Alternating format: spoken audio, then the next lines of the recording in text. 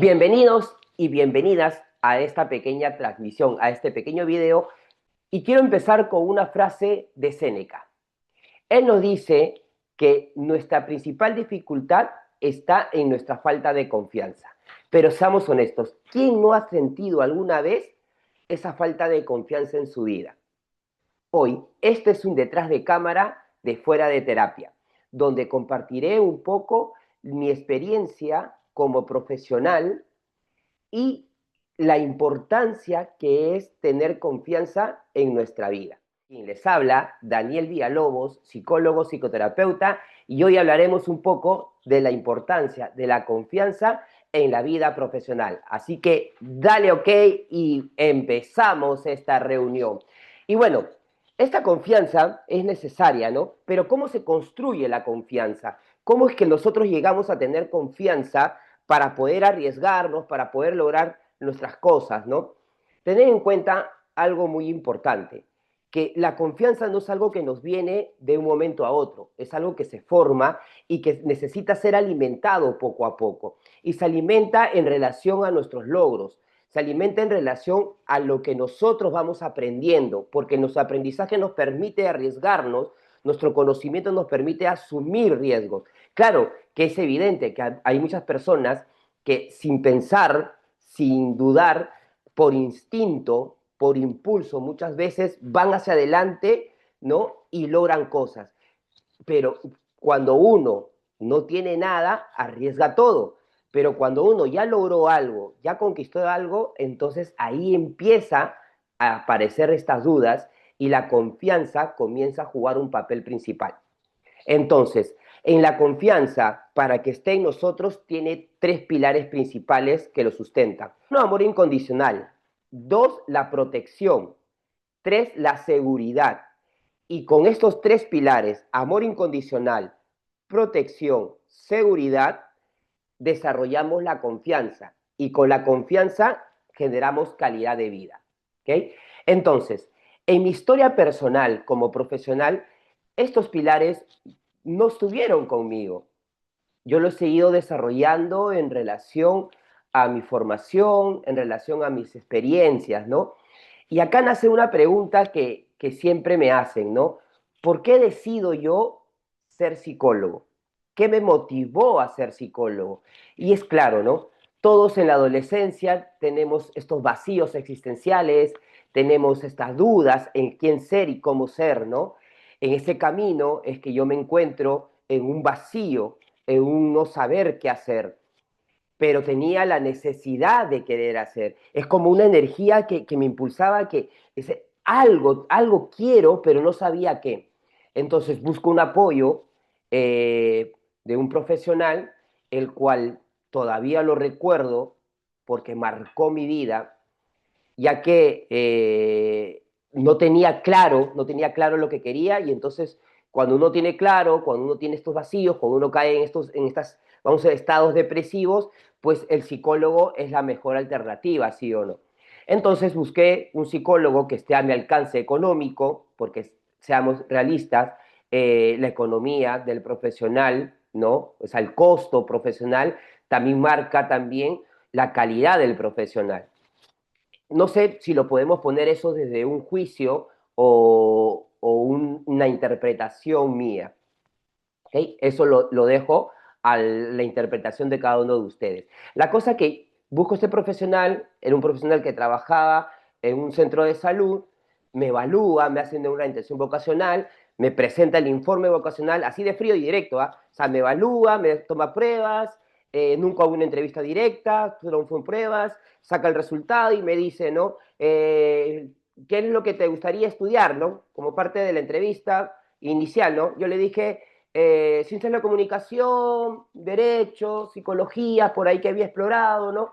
Ok, pasaron los exámenes, se dieron todas las pruebas, los resultados, me convocó, me explicó y me dijo, ok, mira, de acuerdo a los resultados, acá sale de que ciencia de la comunicación puede ser un poco que inclinas para eso, derecho sí, definitivamente no, te faltan competencias, te faltan desarrollar ciertas habilidades, que se te va a hacer difícil, un poco por la formación que tienes ahora, y psicología tampoco. porque vienes con un sistema familiar que no te favorece, estás en un cuadro emocional que no te va a ayudar para el desarrollo de la psicología, es mejor que vayas por las carreras castrenses, ¿no? Por lo militar, por lo técnico, empieza por ahí, desarrollate por ahí.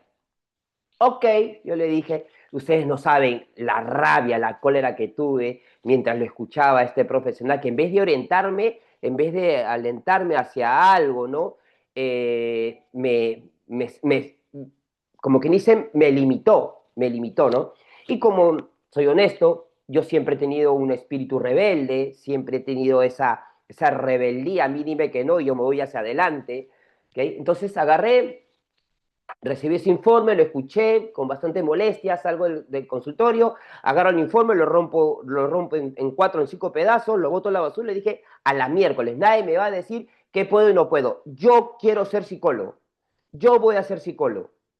Y aparte, ese momento es toda esa negativa de la información que estaba recibiendo de este profesional, ¿ok? Comencé yo a evaluarme, ¿no? ¿Cómo decir? Hacer una introspección de quién soy, quién debo ser, ¿no? En relación a la información que me estaba dando, ¿no? Y me di cuenta de algo, ¿no? Que a mí me gustaba aconsejar, que a mí me gustaba, ¿ok? Analizar. Yo desde muy pequeño era muy analítico, muy a explorar, como quien dice, ver más allá de lo que sucedía, ¿no? Y antes lo hacía de manera espontánea, de manera jovial, era algo que me gustaba, ¿no? O sea, cuando yo conversaba con mis amigas, cuando conversaba con mis amigos, con mis compañeros, ¿no? Entonces, siempre mostraba una mirada más amplia, ¿no? Hasta era un poquito medio raro que hasta en los primeros ciclos de la universidad, pues, ¿no? Mis compañeros me decían que yo era un poquito medio cuadriculado, ¿no? Porque siempre buscaba el porqué del porqué del porqué del porqué, porque tenía esa hambre de conocer, de saber, ¿no? O sea, el por qué sucede esto, por qué se da esto, por qué yo actúo esto, o sea, estaba muy metido en el porqué, que también tiene que ver eso con un diálogo interno que estaba en relación a los patrones que yo venía, pues, que venía formado, ¿no? A esta programación que venía formada, ¿no? Pero me gustaba, me apasionaba, sobre todo comprender y ofrecer esa mirada distinta, ¿no? Y es ahí donde yo me enamoro, y les digo así natural, les digo así de manera sincera, yo me enamoro de mi profesión. Yo me dije, no, yo quiero ser profesional, yo voy a ser profesional, quiero ser el mejor en esto, pero no sabía cómo. No tenía un modelo a quien seguir, no tenía un referente, ¿no? En el mundo profesional, en mi familia, en mi círculo familiar íntimo, en mi familia de origen, pues no había un modelo profesional. Había sí la exigencia de estudiar, había la exigencia de ser un profesional, pero no había el cómo ser profesional. Entonces, eso también me costó mucho en mi formación, ¿no? En eso, ¿no? En saber quién, o sea, cómo ser ese gran profesional, pero de que quería, lo quería. Amaba mucho mi carrera. Y yo buscaba al profesor más espeso, el más fregado, el más exigente. Tenía muchas complicaciones, seamos honestos. O sea, yo no era un alumno que pertenecía al tercio superior, ¿no? O sea, era hábil, bueno, soy hábil, ¿no? Eh, Buscaba, pues, no siempre aprender, desarrollar. Y sí, pues cada curso que yo iba cruzando en la universidad lo tomaba como una terapia, ¿no? Lo tomaba como una terapia, me ayudaba mucho a comprender, a poder sobre todo definirme, ¿no? Definir desde mi perfil personal y mi perfil profesional, ¿no? O sea, me enamoré al 100% de mi carrera, que hasta el día de hoy es mi pasión. Yo como le digo a mi esposa, le digo, o sea, yo de repente te puedo ser infiel, pero a mi profesión nunca, nunca. Yo cuando estoy en terapia, me entrego al 100%, al 1000%. Soy totalmente entregado a la necesidad, a lo que está buscando mi cliente, ¿no? Con la persona con quien estoy trabajando, yo siempre les digo, entro a mi consultorio, que es este de acá, entras a mi consultorio y acá yo me olvido de todo, me entrego al 100% de ti y todo lo que trabajemos se queda acá.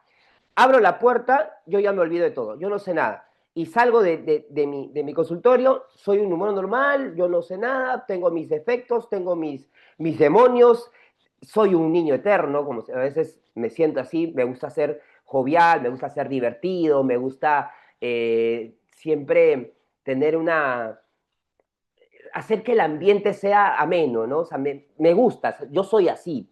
A veces soy muy imperfecto en muchas cosas, a veces, no a veces, muchas veces me gana un poco mi ego, me gusta lucir mi personalidad, lucir mis gustos, mis preferencias, mis formas, ¿ok? Pero en ese camino de formación, muchas veces me sentí inseguro, muchas veces me sentí con falta de confianza, pero tenía algo que creo yo que muchos de ustedes también deben tener, ¿no? Tenía una hambre, una necesidad de querer, ¿ok? Tenía una ambición por querer lograr algo. Y ahí me ayudó mucho mi temperamento, mi energía, ¿no? De ir, ¿no? Y fui dando brincos, saltos, caídas, levantadas, porque hay algo que me sucedió y sí creo yo que hubiese sido diferente o mucho mejor de repente, porque como no tenía claro hacia dónde ir, o sea, no tenía claro cómo hacerlo, entonces la desconfianza siempre estuvo al lado mío. La desconfianza siempre estuvo acompañándome porque uno desconfía de lo desconocido, sí o no. Entonces eso también generaba un freno y tenía este impulso o este impulsor, ¿no? De rebeldía, ¿no? Y encontré un pilar en esta formación de que tenía que demostrarle a mi familia, tenía que demostrarle a mis amigos, tenía que demostrarle a la sociedad, tenía que demostrar que yo podía. Y eso se formó para mí un pilar principal. Tengo que demostrar. O sea, me mostraba todo lo imperfecto para después demostrarte que no era tan imperfecto. Demostraba siempre mi lado más como quien dice, más tóxico, más feo, porque yo sabía que de lo que yo creía que podía, yo sabía que yo podía, yo sabía que era capaz, yo sabía que conocía, pero mostraba siempre el lado negro, como yo digo, ¿no?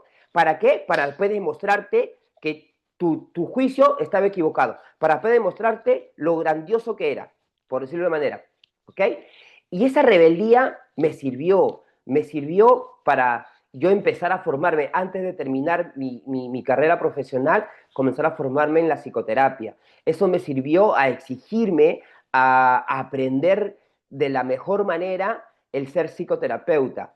Eso me sirvió a entrar en mi propio mundo. Eso me sirvió a apostar por trabajos, a apostar por proyectos que yo de verdad desconocía, pero a mí me decían, si podía, así no lo sepa, yo me lanzaba, sí, sí puedo. Y me metía a investigar, y me metía a leer, me metía a hacer, ¿no? Porque tenía que demostrar. Y les digo la verdad, logré muchas cosas, ¿ok? Logré muchas cosas en un corto tiempo. Antes de los 30 años, yo ya estaba casado, ya tenía mi familia, ya habíamos logrado tener una casa junto con mi esposa, ya tenía mi carro, porque siempre soñé con tener un carro, tenía 3 trabajos, estaba trabajando en 3 lugares, ¿okay? Me movilizaba, me encantaba o sea, el estar en acción y sobre todo en mi profesión, trabajaba en un colegio, trabajaba en una empresa, trabajaba de la manera particular, entonces yo me sentía que ya había logrado. Y ahí pasa algo que, que me marcó un, una línea del tiempo. Caí en un estado depresivo. No saben, me sentía vacío, sentía un hormigueo, sentía como que ya, o sea, ya lo logré. Lo que me había propuesto, ¿no? De ser profesional y de destacar como psicoterapeuta y trabajar de manera independiente, eh, me sentí como que, ok, vacío, vacío. Caí en un estado depresivo. y es raro, pues, ¿no? Porque yo no lo entendía. Y cuando uno cae en un estado depresivo, aparecen sensaciones, ¿no? El cuerpo habla, pero no se entiende qué es lo que está pasando. Y no sabía qué pensar, no sabía qué me estaba sucediendo. Y es ahí donde decido buscar, pues, ¿no? A mi sensei, a mi maestro, a mi psicólogo, a mi psicoterapeuta, el cual confío bastante, quien es mi profesor, que es mi amigo, que es la persona que yo admiro y respeto bastante, ¿okay? Lo busco para empezar una nueva terapia, porque dentro de la formación como psicoterapeuta nosotros pasamos un año de terapia. Entonces ahí vi mis impulsores, vi mis propias programaciones, vi mi propia autopercepción, o sea, mejoré un montón en la formación como psicoterapeuta y sobre todo, ahí fue mi segundo amor, me enamoré del análisis transaccional. Mi formación como análisis transaccional es la base de todo de todo mi trabajo profesional. Mi mirada, mis estrategias, tienen como base principal el análisis transaccional, que ya más adelante les iré explicando. Más adelante también quiero expandir este conocimiento que creo que se ha quedado en el tiempo, esta corriente, ¿no? Se ha quedado estancada en el tiempo. También, seamos honestos, es una terapia con un sustento teórico de la personalidad, pero que nace de los años 50, pues, ¿no? De los años 50, inicios, pues, ¿no? De los años 70, como que ya se comenzaron a abrir otras corrientes. En los 70 hay una revolución en la terapia. Entonces, pero a pesar de los años, mira, de la antigüedad que tiene el análisis transaccional, sigue siendo yo una base principal en el acompañamiento psicoterapéutico. O sea, ayuda un montón y se asocia a muchas otras corrientes y te permite también entender, ¿no? Algunas estrategias que ahora se muestran, pues, ¿no? Más amigables, más accesibles, ¿no? Al ser humano, ¿no? Al mundo, vamos a decirlo, ¿no? Pero me enamoré totalmente del análisis transaccional, es mi principal herramienta, es mi base, y en esa formación, pues, no es donde yo descubrí muchas cosas, me ayudó un montón. Ahí yo creo que encontré mi desarrollo personal, pero volviendo a ese estado depresivo, cuando yo vuelvo a la terapia, me di cuenta, y gracias a mi psicólogo, mi psicoterapeuta, me di cuenta de algo muy valioso. Me di cuenta que había perdido el objetivo, había perdido la meta. Yo ya llegué. Y a eso desde el análisis transaccional le llamamos un destino abierto, ¿no? Un destino abierto, es libre. Como que ya superé todo, ¿no? Ya logré todo, batallé todo, pasaron muchas cosas, caídas, levantadas, errores tras errores, errores tras errores. O sea, y llegué, lo logré, lo conseguí, pero ya. Y después de eso, y cuando caemos en ese estado, vamos a decirlo, en ese destino abierto, es como que ya se cumplió el argumento, ya cumplí la meta. Y después de eso, ¿qué sigue? ¿La muerte? ¿Después de eso qué sigue? ¿La nada? Es por eso que yo caigo en ese estado depresivo, porque ya había logrado todo, ya lo había conseguido todo. Todo lo que me había propuesto, todo lo que me había enfocado, lo conseguí. Y cuando eso lo veo dentro de terapia, pude comprender que era momento de construir un nuevo objetivo. Era un momento de construir una nueva forma de ver la vida. Y es ahí donde me doy cuenta de tres grandes debilidades que tenía. Tres grandes debilidades que tenía. Número uno, no disfrutaba. No había aprendido a disfrutar. Y en ese disfrutar, que les digo la verdad, no sabía sonreír, ¿no? La sonrisa, hasta se dan cuenta que mi sonrisa es media fingida, ¿sí o no? No sabía sonreír. Yo no sonreía. Y yo sentía que hasta me dolía el rostro al sonreír, ¿ok? Y cuando tenían como que dice, una situación jugosa, divertida, entonces mi diversión era, ajá, así, ¿no? Pero no me salía la carcajada, no me salía la sonrisa. O sea, era como que raro sonreír, ¿no? Y no tenía cómo disfrutar, no sabía disfrutar, no tenía un espacio para disfrutar, ¿ok? Y caí, pues, ¿no? En ciertos rituales de disfrute, ¿no? Como salir a comer, como salir ir con la familia para esto, ir familia para acá, hacer esto, hacer aquello, pero como un ritual, ¿no? No como una decisión de disfrutar, de gozar, de hacer, pues, ¿no? Del momento algo divertido. Y es ahí donde ahora pueden entender algunos que me siguen mi pasión, mi amor por el Club Alianza Lima. Porque ahí encontré que el fútbol me gustaba, me divertía, a mí me gusta analizar, es mi principal herramienta, el análisis, ¿ok? Entonces me gusta analizar el fútbol, me gusta analizar, pues, ¿no? La esencia, me gusta ver un poco más allá, pero de una forma coloquial, una forma divertida, ¿no? Y entonces, ahí me enganché más, pues, ¿no? Con esta pasión, con este amor, con esta identidad que tiene Alianza Lima. Y comencé a ir al estadio, comencé a estar más en Matute, la previa, el después, como yo le decía a mi esposa, que siempre me acompaña al estadio, ¿no? Yo le decía, ¿no? O sea, a mí no me importa si Alianza gana o pierde, yo voy al estadio porque me siento feliz, me siento alegre, me hacen renegar, me causan una frustración a veces, me llenan de felicidad, a veces, ay, ganas de mandarlos al diablo a todo, pero qué rico se disfruta estar en Matute, ¿no? Entonces ahí encontré una forma. La otra forma que encontré también de disfrutar es en la filosofía estoica, ¿ok? Que es aprender a vivir el presente, a disfrutar la vida. Comencé a tener una mirada más filosófica de mi vida.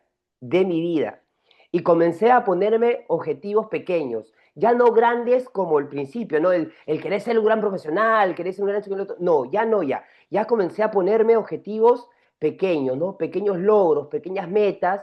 Y qué rico es cuando uno se propone algo y lo logra, ¿no? Qué rico es cuando uno se propone y tiene el esfuerzo, ¿no? El esfuerzo para poder lograrlo y lo consigue, ¿no? Por ahí tengo mis bajones cuando no tengo claro qué es lo que quiero, qué es lo que estoy buscando, ¿no? Y qué es lo que quiero lograr más allá.